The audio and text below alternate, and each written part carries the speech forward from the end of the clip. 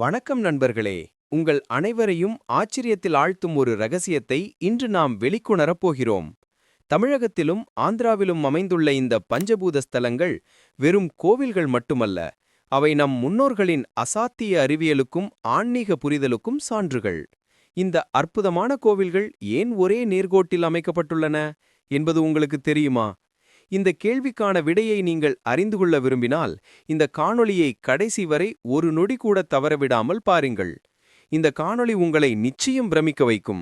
ஆம், நிலம், நீர், நெருப்பு, காற்று, ஆகாயம் என பிரபஞ்சத்தின் 5 பெரும் சக்திகளை குறிக்கும் பஞ்சபூத ஸ்தலங்கள் சுமார் 79 டிகிரி தீர்க்கரேகையில் ஒரே நேர்கோட்டில் அமைக்கப்பட்டுள்ளன.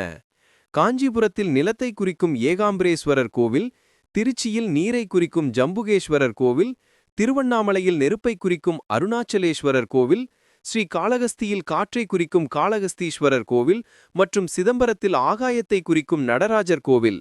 இந்த 5 ஆலயங்களும் பல 100 கிலோமீட்டர் தூரத்தில் அமைந்திருந்தாலும் அவை அனைத்தும் ஒரே நேர்கோட்டில் அமைந்துள்ளன. இது தற்செயலாக நடந்ததா அல்லது திட்டமிட்ட அறிவியலின் அற்புதமா?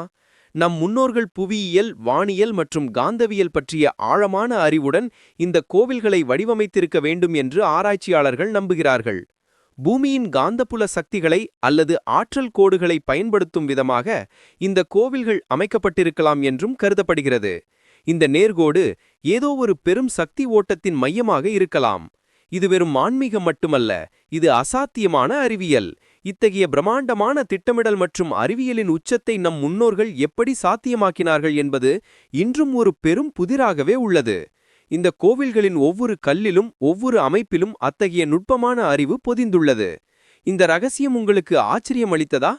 உங்கள் கருத்துக்களை கீழே பதிவிடுங்கள். இந்த காணொளி உங்களுக்கு பிடித்திருந்தால் மறக்காமல் லைக் செய்து உங்கள் நண்பர்களுடன் பகிருங்கள். மேலும் இதுபோன்ற பல ஆச்சரியமூட்டும் தகவல்களை அறிந்து கொள்ள எங்கள் சேனலுக்கு சப்ஸ்கிரைப் செய்யுங்கள். நன்றி.